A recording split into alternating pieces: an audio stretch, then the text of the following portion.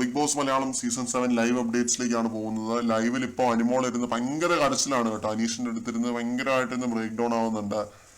വീട്ടിലെ കാര്യങ്ങളും പേഴ്സണൽ പ്രശ്നങ്ങളും കുടുംബത്തിലെ കാര്യങ്ങളും ഒക്കെ പറഞ്ഞിരുന്ന് ഭയങ്കരമായിട്ട് കരയുന്നുണ്ട്. ഞാൻ പുറത്തു പോയി സീരിയലിൽ അഭിനയിച്ച് ജീവിച്ചോളാം, വെബ് സീരീസിൽ അഭിനയിച്ച് ജീവിച്ചോളാം, എനിക്ക് വർക്ക് കിട്ടും, എനിക്ക് ടോപ്പ് 5 ഇനി വരാൻ പറ്റുമെന്ന് തോന്നുന്നില്ല, പ്രേക്ഷകരോടാണ് പറയുന്നത്, നിങ്ങൾ എനിക്ക് വോട്ടൊന്നും ചെയ്യണ്ട, എന്നെ ഒന്ന് പുറത്തേക്ക് വിടുമോ എന്നുള്ള രീതിയിലൊക്കെ അനുമോൾ പറയുന്നുണ്ട്.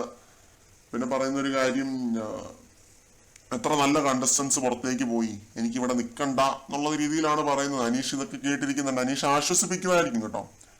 അപ്പോൾ ഈ രീതിയിൽ അനുമോൾ സംസാരിക്കുന്നുണ്ട്. ഒരു പോയിന്റ് എത്തുമ്പോൾ ആർക്കാണെങ്കിലും ഏതൊരു കണ്ടസ്റ്റന്റിനാണെങ്കിലും ബിഗ് ബോസ് എന്ന് പറയുന്ന ആ ഒരു പ്ലാറ്റ്ഫോം മടുക്കും. അത് ഈ 80-86 ദിവസം കഴിഞ്ഞതിന്റെ ഒരു എഫക്റ്റ് ആയിട്ടാണ് ഞാൻ കണക്കാക്കുന്നത്.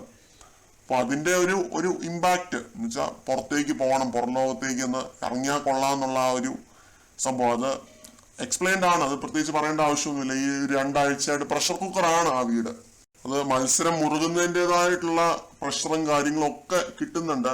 അപ്പോൾ നമ്മൾ ഒട്ടും പ്രതീക്ഷിക്കാത്ത ആളുകളെ നമ്മൾ വീണ്ടും പിണക്കേണ്ടി വരും. സുഹൃത്തുക്കളായിട്ടുള്ള ആളുകളെ വീണ്ടും പിണക്കേണ്ടി വരും. അവര് നമ്മളെ പിണക്കും. അങ്ങനെ ആ രീതിയിലുള്ള ഒരു ഗെയിമാണ് ഇത്. ഒരു മൈൻഡ് ഗെയിമാണ്. അപ്പൊ അനീഷ് ഇതൊക്കെ കേട്ടിരിക്കുന്നുണ്ട് കേട്ടോ. അനീഷിന് പ്രത്യേകിച്ച് ഒന്നും പറയാനില്ല. ആ മനുഷ്യൻ എല്ലാവരും പറയുമ്പോൾ ആര് പറഞ്ഞാലും, അദ്ദേഹത്തിന് പ്രിയപ്പെട്ടവരായിട്ടുള്ള ആര് പറഞ്ഞാലും ഇങ്ങനെ ഇരുന്ന് കേൾക്കുന്നതാണ്. അനുമോളും ഇപ്പോ പ്രിയപ്പെട്ട ഒരു വ്യക്തിയായിട്ട് മാറിക്കഴിഞ്ഞു അനീഷിന്റെ. അത് നമുക്ക് എത്രയൊക്കെ ആണെങ്കിലും അത് അല്ല എന്ന് പറയാൻ പറ്റില്ല. അനുമോൾ ഒരു വളരെ സ്ട്രോങ് കണ്ടസ്റ്റന്റ് ആണ് കേട്ടോ. വളരെ സ്ട്രോങ് ആയിട്ടുള്ള കണ്ടസ്റ്റന്റ് ആണ്. ഒരു രീതിയിലും വീക്ക് ആയിട്ടുള്ള ഒരാളല്ല. ഇങ്ങനെ ഇരുന്ന് പൊട്ടിക്കരയേണ്ട ഒരാളൊന്നും അല്ല. സ്ട്രോങ് ആയിട്ട് തന്നെ വന്ന ആരോപണങ്ങള്, വന്ന ആ ഒളിയമ്പുകളെ എല്ലാം അനുമോള് നേരിട്ടിരുന്നുവെങ്കിൽ തീർച്ചയായിട്ടും അനുമോളെ സപ്പോർട്ട് ചെയ്തേനെ. പക്ഷെ ഈ ഒരു വിഷയത്തിൽ ശരിക്കും അനുമോൾക്ക് എതിരായിട്ട് അവര് പറഞ്ഞ കാര്യങ്ങളാണ് കൂടുതലായിട്ടും മുഴങ്ങിക്കേട്ടത്. അവരുടെയാണ് കുറെ കൂടി സ്ട്രോങ് ആയിട്ടുള്ള ആർഗ്യുമെന്റ്സ് ആയിട്ട് ഫീൽ ചെയ്തത്. ഒരു ഡിബേറ്റ് ആണ്. എന്തൊക്കെയാണെന്ന് പറഞ്ഞാലും നമ്മളൊരു ഡിബേറ്റിന്റെ അത് നോക്കുന്ന ആരുടെ ആരോപണങ്ങൾ ഏറ്റവും സ്ട്രോങ് ആയിട്ട് പോയി ഏഷി കൊണ്ടു എന്നുള്ളതാണ്. അപ്പൊ അനുമോൾ അവിടെ പറയേണ്ടതായിരുന്നു, ഈ കാര്യങ്ങളൊക്കെ പറയേണ്ടതായിരുന്നു. ഞാൻ വൈകുന്നേരത്തെ കഴിയുക പറഞ്ഞതല്ലേ, ഒന്ന് സ്ട്രോങ് ആയിട്ടൊന്ന് പറഞ്ഞാൽ മാത്രം മതിയായിരുന്നു. അവിടെ പറഞ്ഞില്ല.